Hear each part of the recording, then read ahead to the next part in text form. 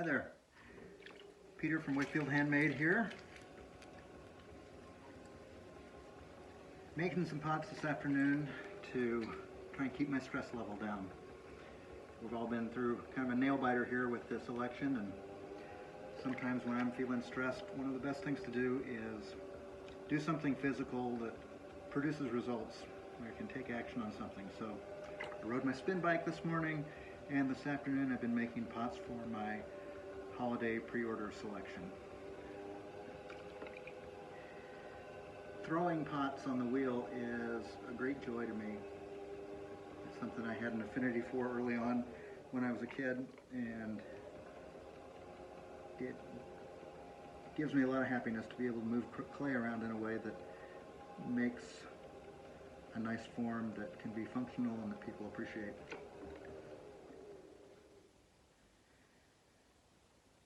So, in my book, the throwing time on the wheel is the best part of the whole pottery thing. Of course, there are other parts of it that are also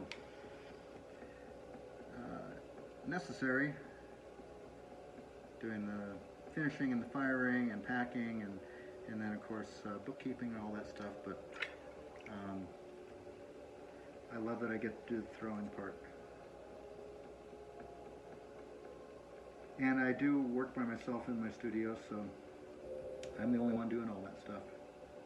And that's kind of the way I want to keep it, just keep it small and focused on making the kind of things I want to make.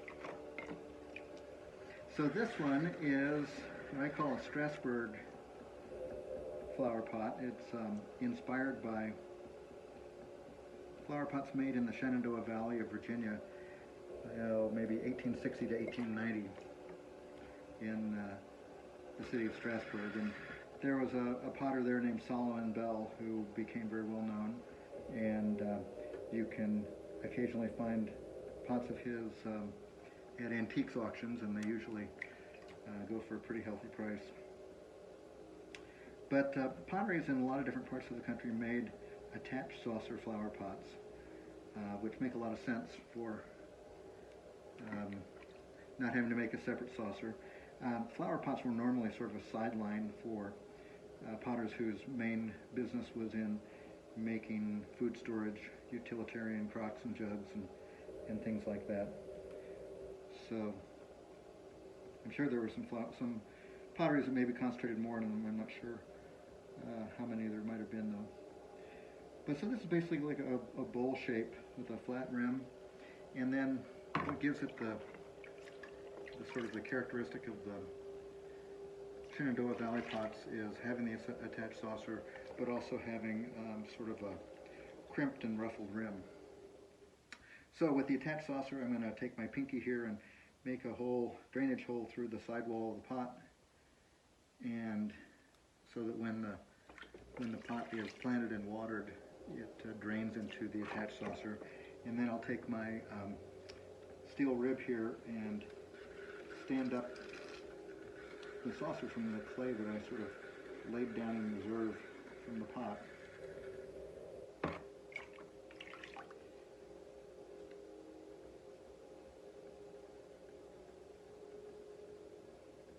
And then with attached saucer pots like these, I always treat them with an acrylic sealer after they come out of the kiln, so that it's not going to, well, it'll be as waterproof as it can be for a piece of earthenware. You're still going to want to take care on where you have the pot when you're watering it.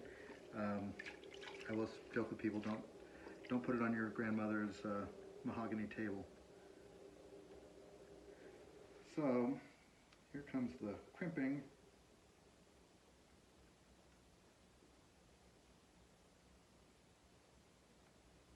And then I do it kind of echo that on the saucer as well.